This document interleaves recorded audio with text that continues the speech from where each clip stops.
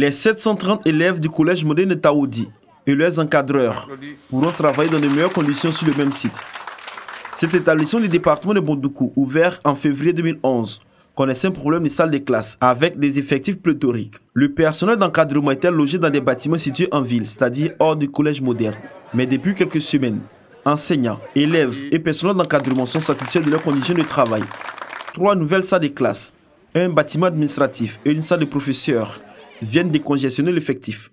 Des salles de classe équipées en matériel didactique, réalisées par le conseil régional du Gontougo. Soulager un besoin de salle, parce qu'il y a une classe de 6e qui a un souci de salle qui n'est pas logée.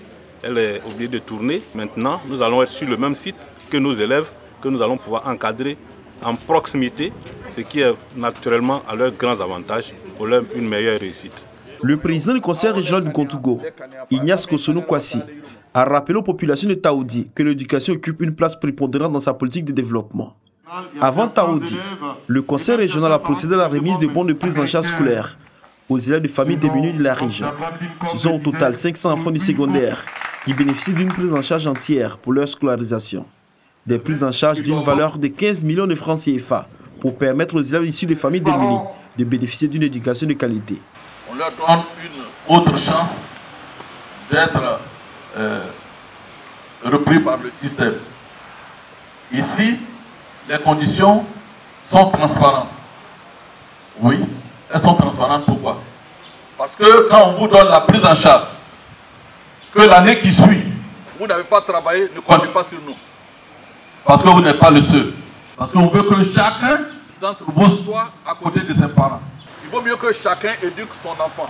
Les bénéficiaires ont exprimé leur reconnaissance au conseil régional de Gontougo, donateur de prise en charge.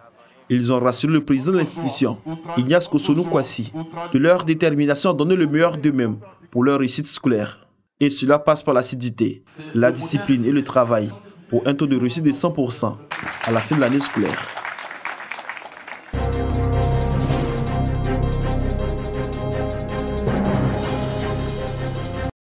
Autochtones Agni et leurs hôtes halogènes, tous ensemble à l'espace Gravier à l'invitation des communautés religieuses de Mbato. Un seul objectif, exorciser à l'unisson et selon Dieu le mal à l'origine des récents événements meurtriers dans cette partie de la région du Morono. Il y a un moment pour donner la vie et un temps pour mourir, un temps pour planter et un temps pour arracher, un temps pour tuer et un temps pour guérir. Prier pour le repos de l'âme des défunts, la guérison des blessés et le pardon mutuel pour la consolidation de la paix. À l'autel de cet exercice, musulmans, chrétiens catholiques et évangéliques avec à leur tête des guides religieux de renom comme Monseigneur Alexis Touablioulou, évêque d'Agboville. Tous sont appuyés par le préfet de Mbato. Une exhortation non sans effet sur les communautés vivant dans la ville sont donc pris et posés des actes et engagements en faveur du vivre ensemble. Nous prenons l'engagement ferme de faire la paix entre nous jeunes. Nous nous engageons également à ne plus recourir à la violence dans la commune de Mbato entre les deux communautés. Je ne ferai que chanter sur les toits de ma commune la paix aujourd'hui, la paix demain et la paix toujours pour que Mbato soit une cité paisible. Autre pan de cette prière écuménique pour la paix, la levée de fonds, ceci dans le prolongement de la solidarité des religieux aux blessés et autres personnes rendues vulnérables du fait des événements de Mbato.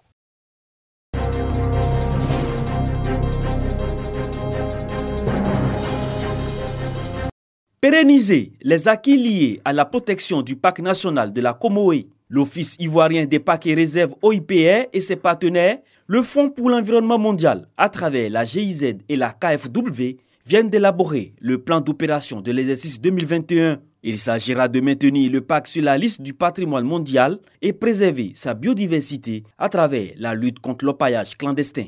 Avec l'ensemble des activités de gestion qui ont été mises en place, on a pu noter une recolonisation de la faune au niveau du parc.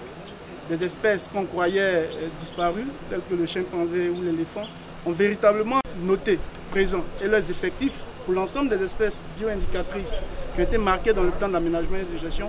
On a connu une augmentation significative des effectifs. La mise en œuvre des missions de l'OIPR a été effectuée à 44% en 2020 du fait de la maladie à coronavirus.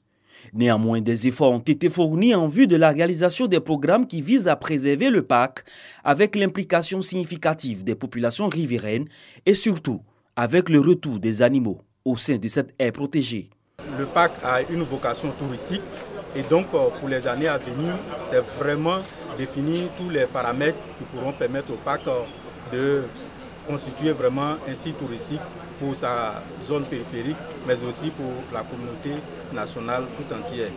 Situé au nord-est de la Côte d'Ivoire, le parc national de la Comoé s'étend sur plus d'1 million d'hectares.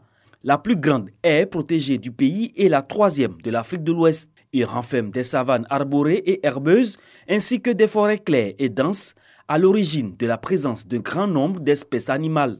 Ces richesses ont suscité un intérêt particulier au sein de la communauté internationale qui l'a inscrit comme réserve de biosphère en 1982 et site du patrimoine mondial en 1983.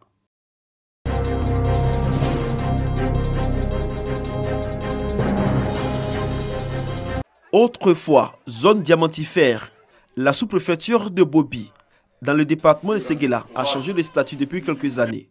Désormais zone agricole, elle est devenue, grâce aux efforts des femmes, le grenier de la région de Ourodougou.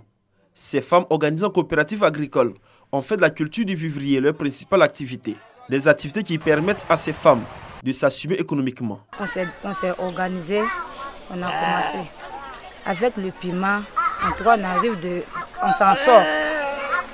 Donc, avec ça, on aide nos maris, on arrive aussi à scolariser nos enfants. Pour encourager ces femmes et surtout pour mieux apprécier leurs conditions de travail, le préfet de la région de Ourodougou, Karim Diarra-Souba, effectue une visite de terrain.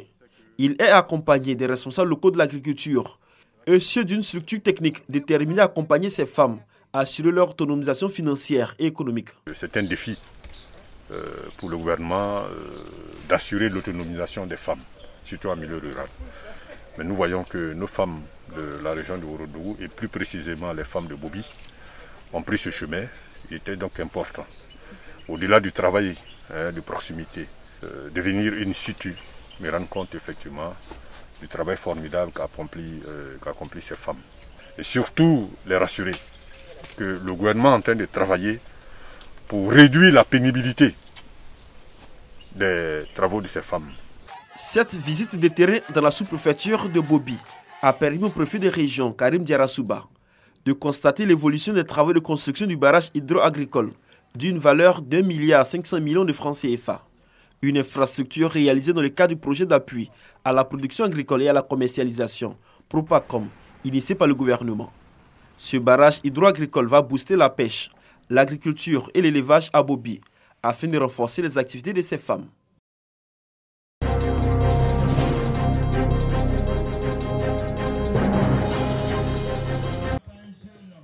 Le syndicat national des bouchers et charcutiers de Bouaké Sina-Debé a un nouveau président. Il s'agit de Moumini Samaké. Le tout nouveau président a été investi pour un mandat de 5 ans en présence des autorités locales. Moumini Samaké s'engage à assainir le secteur et à défendre les intérêts de la corporation. Nous, on voulait organiser le secteur, assainir les coins d'abord.